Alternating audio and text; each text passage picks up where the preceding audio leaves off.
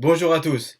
Bezrat Hashem, au début de la paracha de Beha'alotecha, nous allons voir la mitzvah de l'allumage de la menorah, cette mitzvah qui était attribuée au Kohen Gadol, et donc dans le désert, c'est Aaron à Kohen, le frère de Moshe, qui se chargeait de cette mitzvah.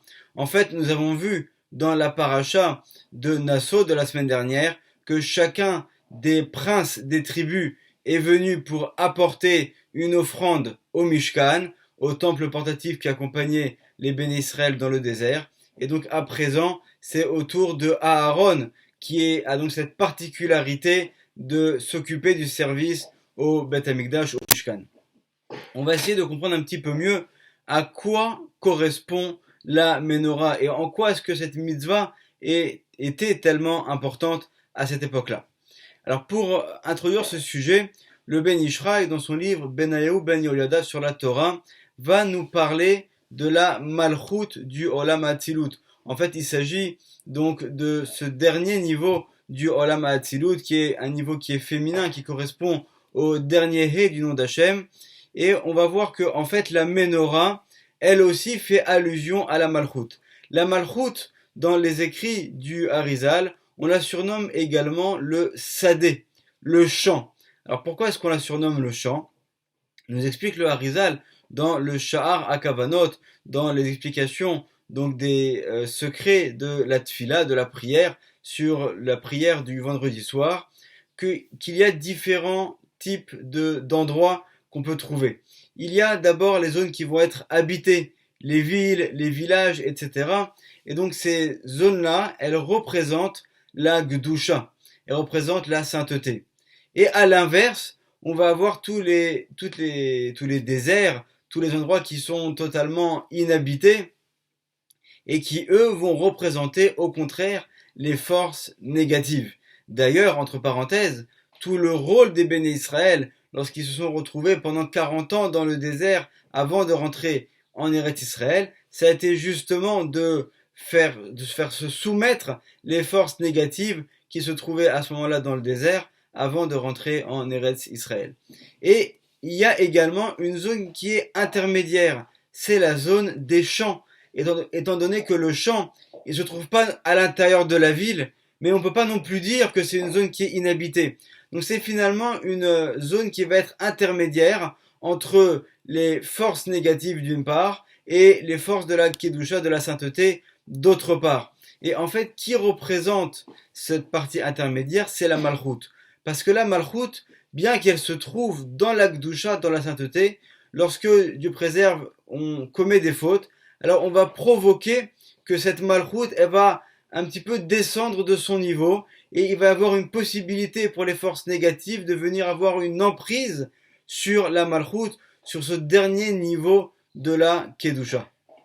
Donc le champ va représenter la Malchut, étant donné que le champ, il y a des moments au cours desquels il va être une zone habitée, c'est tous les moments au cours desquels on va travailler le champ, donc il va y avoir les agriculteurs, les différents employés qui vont cultiver ce champ, mais il y a également d'autres moments au cours duquel le champ il va être totalement abandonné, totalement désert, et dans ces cas-là, il va donc ressembler un petit peu à une zone qui est inhabitée, un petit peu comme un désert ou comme une forêt, comme un endroit dans lequel personne n'habite. Et c'est la raison pour laquelle la Malchut, donc cette dernière sphère du Olam Hatzilut, va représenter également le champ. Elle est surnommée comme étant le champ parce qu'on prie toujours, on espère toujours qu'elle soit représentée comme une zone qui est habitée, c'est-à-dire une zone qui fait partie de la Kedusha, mais malheureusement, il y a certains moments où les forces négatives peuvent avoir sur elle une emprise. Alors le Harizal, par l'intermédiaire de son élève Rabbi Chaim Vital, va nous faire un parallèle entre le mot sadé, qui représente le champ, et le mot sheker, qui est le mensonge. Alors quel est le point commun entre ces deux mots? Nous dit le Rabbi Chaim Vital, élève du Harizal. En fait, ces deux mots sont équivalents l'un à l'autre. Alors pourquoi? On va l'expliquer tout de suite. Je vais vous lire et traduire. Ve'ata nevaer er haotiot em shavot. On va expliquer comment est-ce que les lettres du mot sheker, le mensonge, et les lettres du mot sadé, le chant, sont des lettres qui sont équivalentes. Ki ine, haot he shel sadé, donc le he, la dernière lettre du mot sadé, ve'ot kuf shel sheker, et le kouf du mot sheker, shenehem betsiur echad. C'est en fait la même représentation. Pourquoi? Parce qu'en fait, lorsqu'on prend le he, donc c'est en fait une barre qui ressemble un petit peu à un resh, avec une petite barre ensuite en bas de cette lettre. Si on prend cette barre qui est en bas et qu'on va la prolonger, la faire descendre encore plus bas, alors ça va devenir d'un he, ça va se transformer en kouf. Donc c'est ce qu'il dit ici. Rak shiregel small shel he. Donc le pied, on pourrait appeler ça le pied gauche, c'est en fait la partie gauche en bas du he. Nitarech me'at, on va un petit peu donc l'allonger et le faire descendre vers le bas. Vena asa kouf, et donc de la lettre he, on va pouvoir la transformer en la lettre kouf. Vegam hot dalet, et également la lettre dalet du mot sadé. Veot resh, et également la lettre resh, donc qui est dans le mot sheker. Alors elles aussi, elles ont un point commun. Pourquoi? Parce que finalement, en fait, qu'est-ce qu'un dalet? Un dalet, c'est un resh auquel on va ajouter en haut à droite un petit supplément. Embetsiur echad, ils sont donc de la même représentation. Vn et fresh benem, il n'y a pas de différence entre eux, si ce n'est que rak tag echad, seulement vraiment cette petite partie-là en plus. V oketz echad, donc c'est vraiment comme une petite pointe. Chez beachor hot dalet, qui est donc sur la partie donc droite en haut de la lettre dalet.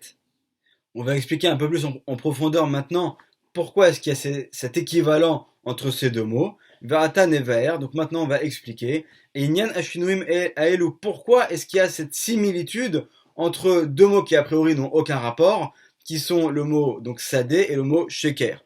Venen Baer, donc on va expliquer. Qui kol achizat achitzonim, toute l'emprise des forces négatives, hi benetzar od yesod, elle va être au niveau des trois sphères qui sont le plus en bas, qui correspondent en fait aux deux jambes et à la Brit Mila. Les fiches aiment les 20 Megoufa car elles se trouvent tout en bas. C'est-à-dire que les forces négatives, elles n'ont pas la possibilité de puiser dans les sphérotes, dans les sphères qui sont en haut, mais elles vont plutôt puiser dans celles qui sont en bas, qui sont en fait proches d'elles.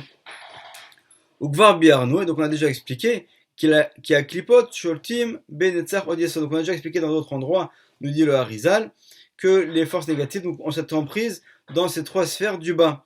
Ou Bifrat, Achar, Shechatu, Israël, Ba'avot, Arabim. Donc en particulier, lorsque certains vont commettre des fautes, ça va donner une emprise à ces forces négatives de pouvoir réussir à puiser dans ces trois sphères du bas de la sainteté. Vezé Sod, et c'est donc le secret, c'est l'explication profonde, Shin des Sheker, de la lettre Shin du mot Sheker. En fait, dans le mot Sheker, comme s'expliquait également au tout début du Zohar HaKadosh, le Shin de Sheker va représenter en fait cette partie de sainteté desquelles les forces négatives vont venir puiser pour finalement le prendre et l'amener dans le Sheker. C'est-à-dire que lorsqu'on dit que dans un mensonge, il y a toujours une part de vérité, alors ça se vérifie également ici. En fait, dans le mot même Sheker, dans le mensonge, la manière dont il s'écrit en hébreu, on voit qu'il y a ici une véritable intelligence, une véritable chorma, une sagesse au niveau de la composition des mots. Et donc chacune des lettres vient représenter quelque chose. Et donc dans le mot sheker, le mot shin du mot sheker, ça va être cette partie de sainteté desquelles vont venir puiser les forces négatives pour justement arriver à créer un mensonge. Et ensuite, donc on va poursuivre l'explication. Ve'acharkar, donc ensuite, rotzim aklipa l'itaches yoter. Donc elle veut pas seulement se contenter d'avoir réussi à puiser dans ce shin, mais elles veulent également aller plus loin, les forces négatives. Velokar le'atzma auto aibur shenitabra amalchut mimeno kaniskar. Et donc elles vont également puiser en fait dans donc cette malchut, dans ce dernier he du nom d'Hachem. Maintenant, pourquoi est-ce que le he est représenté de cette manière-là, avec une barre en haut et une petite barre en bas à gauche? Parce qu'en fait, cette petite barre, elle vient représenter, comme on pourrait dire, de la même manière que la malchoute, c'est un peu comme une maman. Alors, la partie du haut, en fait, elle vient représenter donc la maman elle-même, mais cette petite partie à gauche, elle vient représenter comme un petit bébé, c'est-à-dire comme un potentiel qu'il y a dans cette malchoute de pouvoir faire donner naissance à de nouvelles âmes. De la même manière que nous, nos âmes sont issues de cette malchoute. Alors également cette malchoute, lorsqu'on la représente, alors on voit qu'il y a aussi une sagesse de la manière de représenter la lettre, donc qui est que en fait cette partie du haut, elle représente la maman, et cette partie du bas, elle représente donc ce potentiel de vie qu'il y a dans cette maman spirituelle, bien sûr. Donc poursuit Rabbi Chaim Vital et nous dit Veine aklipa, donc les forces négatives, batechila isod resh. Donc au début elles sont représentées par la lettre resh. Kanoda besod acher ve'echad. On sait que nous tous les jours on va dire Shema Israël, écoute Israël, Hashem Elokeinu Hashem Echad. L'Éternel notre Dieu, l'Éternel est un. Donc le mot Echad, les forces négatives veulent en fait enlever cette petite pointe du mot Echad et le transformer, Dieu préserve, en mot acher. C'est-à-dire qu'il est également écrit qu'on ne doit pas les ishtachavot, les el acher. On ne doit pas se prosterner devant un autre Dieu, donc faire de l'idolâtrie, se prosterner devant des idoles. Et donc finalement, tout se joue à cette petite pointe du dalet qui peut transformer ce mot comme du mot echad, donc qui représente l'unité d'Hachem, le transformer en un mot qui est complètement l'inverse, qui est le mot acher, qui fait allusion donc à l'idolâtrie, aux autres, c'est-à-dire aux idoles devant lesquelles on se prosternait. Qui ôte dalet ibakdusha, donc parce que la lettre dalet donc est dans la kedusha, dans la sainteté, veot resh, et la lettre resh baklipa, la lettre resh elle est dans les forces négatives. Ve'az aklipa anikret ot resh, et donc cette klipa, cette force négative qu'on appelle la lettre resh, lokachat auto aïbour, elle va essayer de saisir, de puiser dans ce potentiel de vie qu'il y a dans la malchut. Ve'us sod vav chez Betor Ae Shel Sadeh. Donc en fait, lorsqu'on a le mot Sadeh et qu'on prend la lettre He, donc cette petite barre qu'il y a donc dans la lettre He en bas à gauche, c'est comme un petit vav. Ve'i ba malchut, qui se trouve dans la malchut. Ou mechabero tor ot resh shela. Et donc en fait, ils vont puiser, ils vont récupérer ce potentiel, donc ce petit vav, ils vont le faire rentrer dans le resh, venaasit ot kuf. Ils vont la faire descendre vers les forces négatives, faire descendre vers le bas. Donc finalement, cette petite lettre vav, elle va être allongée vers le bas. Donc ça va former la lettre kouf, c'est-à-dire en fait la partie du haut avec donc le resh qui représente les forces négatives, et ce petit vav qui va être allongé, qui va être en fait donc finalement ce potentiel de vie qui a été saisi par les forces négatives et qui va être descendu. C'est la raison pour laquelle il est allongé, parce qu'il est descendu vers le bas, vers les forces négatives. Velo dai shena asit ba sod ot he. Donc non seulement finalement en faisant ça, le kouf ressemble finalement à un he, parce qu'en fait il y a une similitude entre le kouf et le he. Le kouf finalement c'est un he auquel on a pris cette partie gauche qui est en bas et on l'a allongé. Et là chez pochetet ota avav. Donc non seulement cette force négative va s'apparenter au he, c'est-à-dire qu'elle va vouloir ressembler et puiser dans la malchut, mais également elle va prendre ce potentiel de vie qu'elle va tirer vers le bas. Chez Aïbour, chez la Kram Nagdusha, donc c'est ce potentiel de vie qui était à l'intérieur, donc qui va être pris des forces de la sainteté, ou Mechaberet Imo Bechinat Aklipa, et donc elle va l'unir aux forces négatives, Besod Nachash Karuch Alakevo. Donc c'est ce qui est en allusion dans les paroles de nos sages qui disent lorsque le serpent s'entoure autour du pied de la personne, ça représente exactement ça, c'est-à-dire qu'on prend ce potentiel de vie, ce petit vav, et on va le faire descendre vers le bas, on va le faire en fait rentrer dans les forces négatives qui sont représentées par le serpent.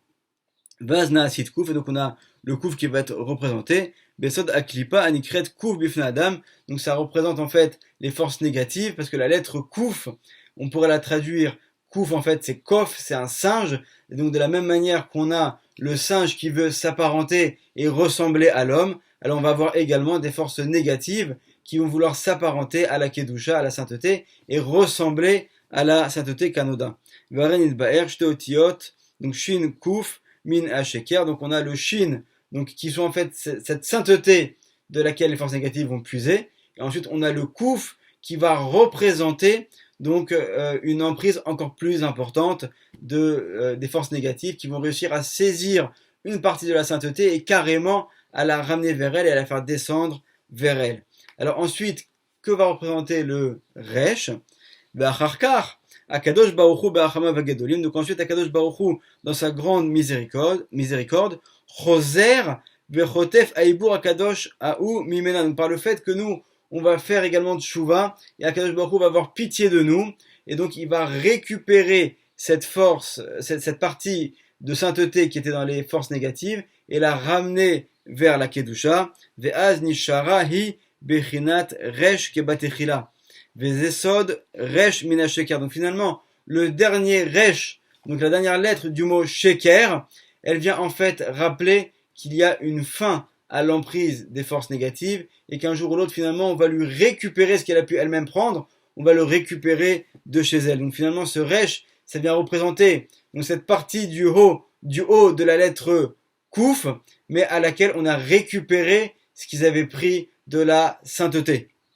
Qui choseret leitmaet besod resh kebatechila. Donc elle revient finalement, elle va être réduite, cette force négative, comme elle était au début. Donc lorsqu'on reprend donc ce mot sheker, donc on voit de nouveau cette sagesse au niveau des mots et des lettres dans la langue hébraïque. Donc on a le shin qui représente cette partie du bas de laquelle les forces négatives vont pouvoir puiser. Ensuite on a le kouf, donc c'est cette partie donc qui va être représenter la force négative qui a réussi à empiéter dans la sainteté et à récupérer une partie qu'elle va faire descendre chez elle à l'intérieur d'elle-même. Et ensuite, on a la lettre Resh qui vient représenter finalement la finalité de cette force négative qui finalement va tout perdre et va être réduite. On va lui récupérer ce qu'elle avait pris et le ramener dans la sainteté. Donc après avoir expliqué la profondeur du mot sheker, on va revenir au mot sadé, au chant. Donc c'est ce qui nous intéressait depuis le départ et toute cette introduction, elle est finalement pour arriver à cette explication. Nos sages nous rapportent dans la Gemara, dans le traité de Shabbat, à la page 119, qu'au moment de faire rentrer Shabbat, les sages disaient, venez, on va sortir à l'extérieur vers les champs de pommiers. Bo'u venetse likrat Shabbat malketa, lachakal tapurin.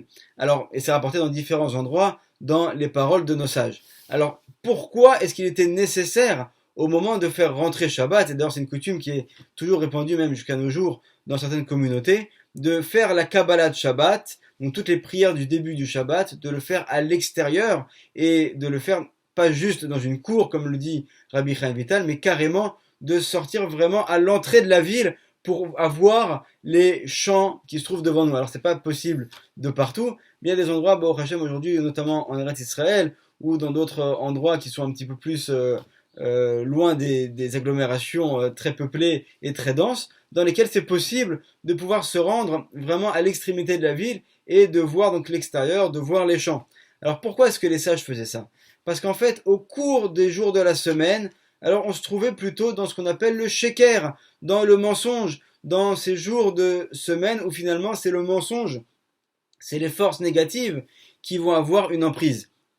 Mais dès qu'on fait rentrer Shabbat, il va y avoir une montée spirituelle au niveau des mondes, et donc du mot sheker, on va repasser au mot sadé. C'est-à-dire que finalement, donc le shin va rester le même, mais le kouf du mot sheker va redevenir le he du mot sadé, et le resh du mot sheker va redevenir le dalet du mot sadé. Donc finalement, toute la semaine, on était dans l'emprise des forces négatives, mais dès que rentre le Shabbat, on va sortir vers l'extérieur pour représenter le fait que si toute la semaine les forces négatives ont pu avoir une emprise, au moment où rentre le Shabbat, on redevient comme ce sadé, mais ce sadé qui est du côté de la Kedusha, du côté de la sainteté, et donc on récupère cette emprise des forces négatives, on récupère toute la sainteté et on la ramène vers nous grâce à la sainteté du Shabbat. Et je vais vous lire ici les paroles que nous dit Rabbi Chaim Vital, donc dans le Sha'ar HaKavanot.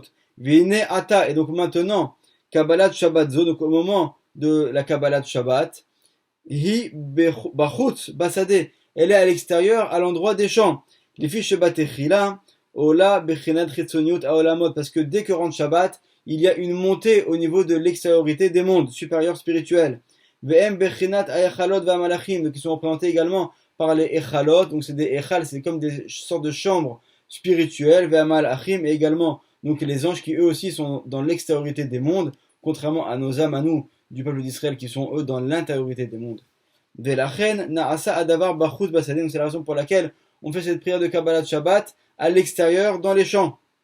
Ve'acharkar Naasa, donc ça c'est tout ce qui concerne la partie de l'extériorité des mondes. Et ensuite, Naasa bechinat aliyat pnimiut haolamot. Ensuite, donc on va faire également la montée de l'intériorité des mondes à l'aider à tefila, par la prière qui était faite dans la synagogue. Comme ça va être expliqué donc par la suite. Donc on voit que dans la Kabbalah de Shabbat, il y a deux étapes. Il y a une première étape que à l'époque se faisait à l'extérieur. Donc c'est toute la partie de la Kabbalah de Shabbat qui se fait au niveau du chant qui vient représenter la montée des mondes au niveau de l'extériorité des mondes supérieurs. Mais il y a également une partie au niveau de l'intériorité des mondes supérieurs. Et cette partie-là, cette montée-là, elle va se faire au niveau de Harvit, de la prière du soir de Shabbat, lorsqu'on se trouve dans la synagogue. Donc on voit que même si nous, nos yeux ne le voient pas le soir de Shabbat, on voit que finalement il se passe des choses extraordinaires d'un point de vue spirituel. On va récupérer toute la partie de l'impureté qui avait été prise au cours de la semaine. On va la ramener vers la Gdusha et on va également faire une montée au niveau de tous les mondes spirituels. Et donc à présent, on va pouvoir revenir au sujet de la Ménorah. La Ménorah représente la Malchut du Olam HaAtzilut. Elle représente donc ce Sadé, ce chant duquel on a parlé. Et dans notre paracha, au chapitre 8, verset 4, il est dit « Veze ma'ase amenorah ». Donc voici la manière dont devra être faite la Ménorah. Miksha Zahav. Elle va être donc d'une seule pièce faite en or. Adirecha, donc depuis son socle. Adepircha, depuis sa fleur. En fait, on fait allusion ici aux fleurs qui se trouvent, donc c'est un ornement qui se trouve tout en haut au niveau de la Ménorah, donc de bas en haut. Miksha'i, c'est une seule pièce. Kamar'e, Asher Era Adonai et Moshe, Ken Asa et Menorah, donc de la manière dont ça a été montré par Hachem à Moshe, ainsi Moshe a fait la Ménorah. Alors pourquoi est-ce qu'on avait besoin de nous dire que cette Ménorah doit être faite d'une seule pièce, depuis le bas jusqu'en haut? C'est évident, on nous dit de faire une seule pièce, c'est évident que c'est du bas jusqu'en haut, il n'y a pas d'autre possibilité. Alors on va tout de suite donner l'explication du Ben Ishraï qui va donc nous expliquer un petit peu selon ce qu'on a vu ici. Déjà au niveau de la Malchut du Olam HaAtzilut, il faut savoir que la Malchut, elle comprend en elle-même 7 sphères, 7 parties, donc qui se divisent en fait en 5 et ensuite 1 et 1. Donc il y a les 5 qui représentent en fait les 5 sphères au niveau donc du corps, qui sont Chesed, donc le bras droit, Gvura, le bras gauche, Tiferet, donc le corps, le milieu, Netzar, la jambe droite, et Od, la jambe gauche. Et ensuite, on a également deux autres qui sont un petit peu à part, qui sont le Yesod et la Malchut, donc c'est la Malchut de la Malchut, qui vont eux-mêmes recevoir des 5 qui sont plus hauts qu'eux. Et donc ces 7-là, on va les retrouver dans plusieurs endroits dans le Tanakh, et très souvent ça fait allusion à la Malchut, donc de la Hatzilut, qui elle-même est composée de 7. C'est la raison pour laquelle Esther Amalka, donc la reine Esther, qui elle-même donc représente aussi donc la Malchut dans ce monde-là, elle avait donc 7 servantes.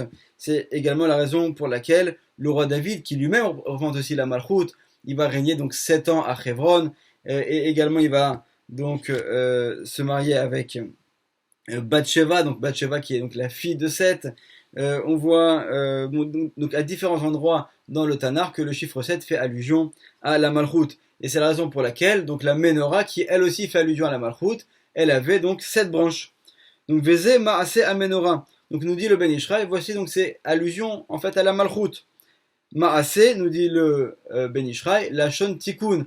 Le Maase, donc le fait de faire quelque chose, c'est en fait de faire sa réparation. Donc ici on ne parle pas juste d'une confection matérielle, d'une construction de la Ménorah, de comment est-ce qu'on va confectionner cet ustensile du Beth Amikdash, mais on parle en fait d'une réparation spirituelle, donc qui fait allusion en fait à la réparation de son équivalent là-haut, qui est la Malchut du Olam HaAtzilut.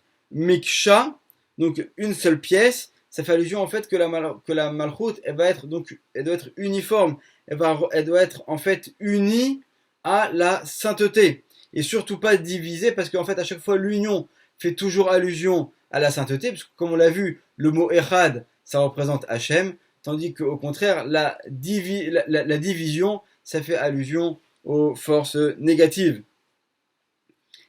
Donc, et ensuite, comment est-ce qu'elle va être composée? Donc d'une seule pièce, parce qu'elle va être reliée à la sainteté, et elle va être composée uniquement en or. Pourquoi en or? Parce que le mot Zahav s'écrit, donc le Zaïn c'est 7, ça fait allusion aux 7 sphères de la Malchut, mais ces 7 sphères, on les divise en deux.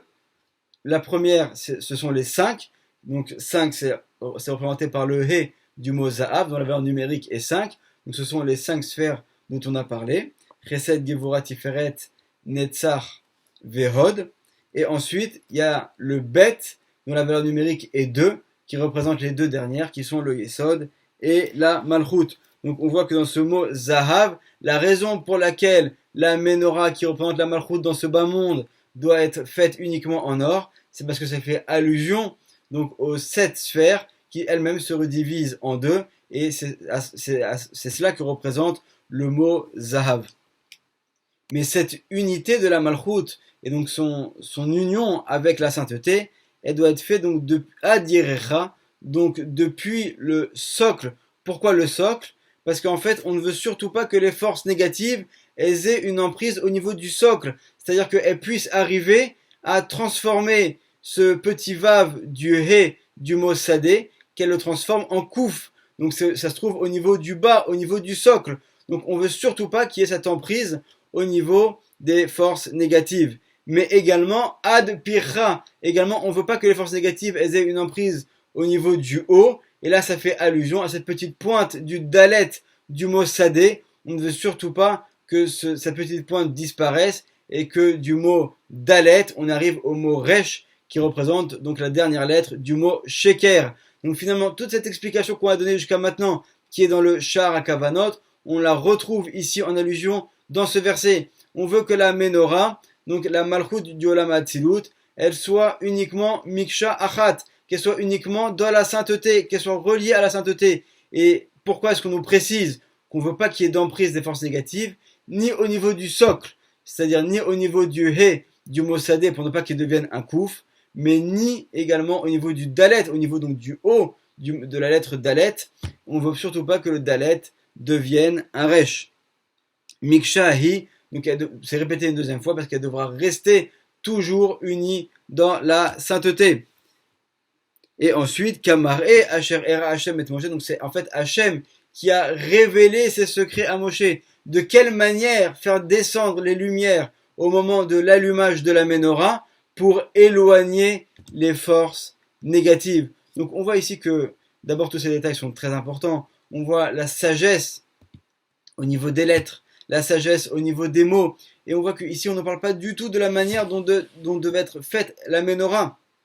Physiquement, on n'est pas du tout en train de nous expliquer de quelle manière est-ce qu'on doit faire cet allumage. Mais en fait, à travers ces mots, alors on nous révèle qu'en fait Hachem a révélé à Moshe Rabbeinu, qui lui-même va le transmettre à Aaron, son frère. Il va lui dire de quelle manière est-ce qu'on doit avoir des pensées kabbalistiques au moment de l'allumage de la Menorah pour permettre de repousser les forces négatives.